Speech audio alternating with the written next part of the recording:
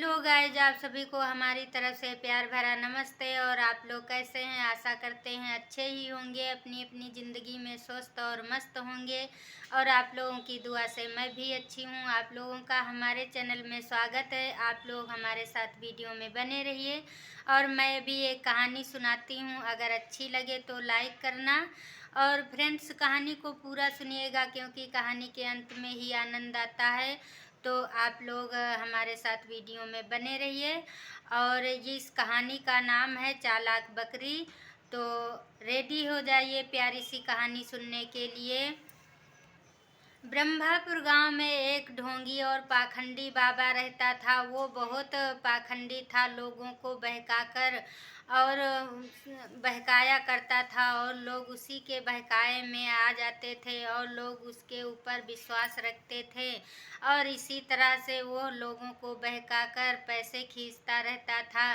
और लोग फूक झाड़ फूक और किसी भी समस्या को लेके उसके पास जाया करते थे।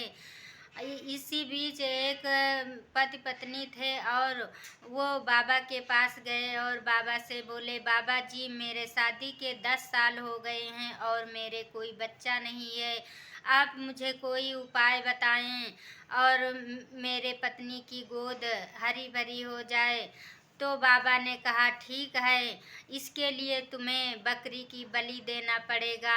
तो उसका पति बोला, बाबा बकरी की बलि देना तो पाप है, हम किसी भी जानवर की बलि देंगे तो ये तो पाप है। तभी उसकी पत्नी कहने लगी, बाबा जी मैं बच्चे के लिए हर कोई काम करने के लिए तैयार हूँ, मैं सब कुछ करूँगी। तो बाबा बोला, कल तुम आ जाना, बकरी की बलि देना है और आपके ज़रूर बच्चे का जन्म होगा। यह कहकर वो दोनों वहाँ से चले गए। और तभी बाबा जी ने अपने शिष्यों को आदेश दिया। और बाबा जी के 2 शिष्य उनके पास रहते थे। तो बाबा जी बोले कि तुम दोनों को एक बकरी की तलाश करनी है। बकरी कहीं भी मिले और उसको ले आइए क्योंकि बकरी की बलि देना है। तो उसके बाबा के शिष्य कहने लगे, बाबा जी बलि देना तो हम लोगों के लिए पाप का काम है और हम पाप क्यों करेंगे। तभी बाबा ने कहा, मूर्खों, हम जितना कहते हैं उतना करिए और पाप पुण्य से कोई मतलब नहीं है। हम जो कह रहे हैं वो तुमको करना है या नहीं। हमारी तरह एक महान साधु बनना है तुमको या नहीं। तो उनके शिष्य बोले, जी हाँ महाराज, हमको महान साधु तो बनना है। और वो दोनों वहाँ से चल पड़े। और दोनों शिष्यों का नाम रामू श्यामू था। रामू श्यामू रास्ते में जा रहे थे, तभी वो आपस में बात करने लगे। कहने लगे, ये तो बकरी की बलि देना एक पाप का काम है और किसी भी चीज़ के लिए हम किसी जानवर का बलि चढ़ाते हैं तो उस पे क्या भगवान खुश होते हैं? ऐसा तो नहीं है। भगवान ने हम लोगों को जन्म दिया है, इसी तरह हर किसी जानवर को भी जन्म देते हैं। तो एक दूसरे का वो मारना और बलि चढ़ाना तो पाप के भागीदार हम लोग बनेंगे। रामू श्यामू यह कहते हुए चुपचाप एक गांव की तरफ चले गए। और चलते चलते गांव में एक देनदार रहता था। उसके पास गए और उसके बहुत सारी बकरियां पली हुई थी। तभी रामू श्यामू देनदार से कहने लगे कि मैं बकरी लेने आया हूँ। और देनदार ने जब उन महात्माओं को देखा तो बहुत खुश हुआ और उनके पैर छुए और कहने लगा, महाराज बताइए मैं आपके लिए कौन सी बकरी दे दूँ। तो महात्मा बोले, मुझे बढ़िया हष्ट पुष्ट और अच्छी सुंदर बकरी चाहिए। तभी देनदार ने कहा, ठीक है। और इधर उस देनदार के 2 बकरियां थी, एक काली और एक सफ़ेद। वो आपस में बात कर रही थी।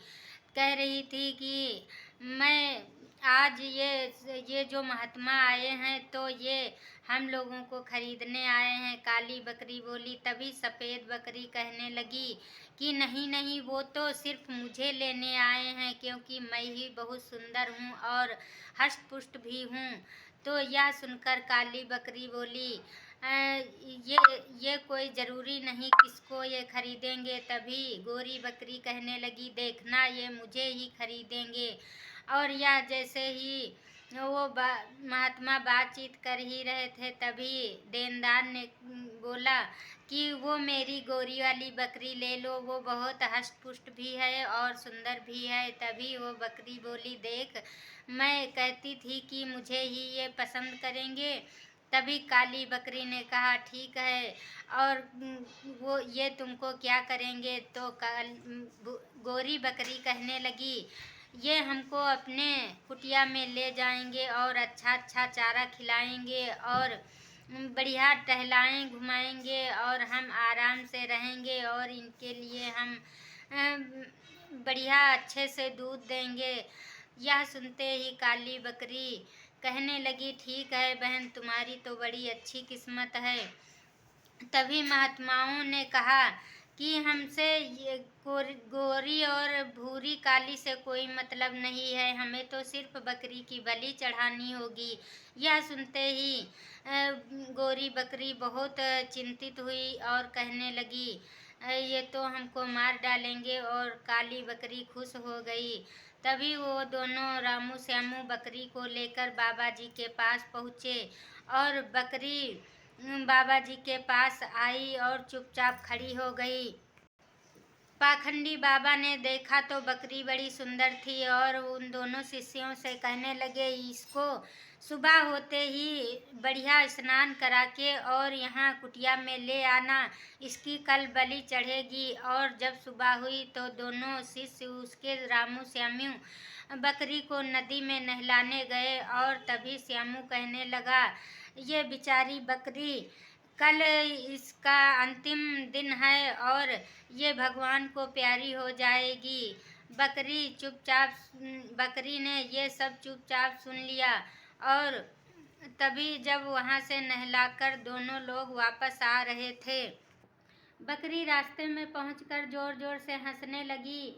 और जब बकरी हंसने लगी तो रामू श्यामू ने कहा कि तुम्हारा आज आखिरी दिन है और तुम हंस रही हो। बकरी ने कहा, इसीलिए तो मैं हंस रही हूँ क्योंकि मौत मेरे सर पर खड़ी है और मुझे बड़ी खुशी हो रही है। और इसके बाद बकरी जोर जोर से रोने लगी।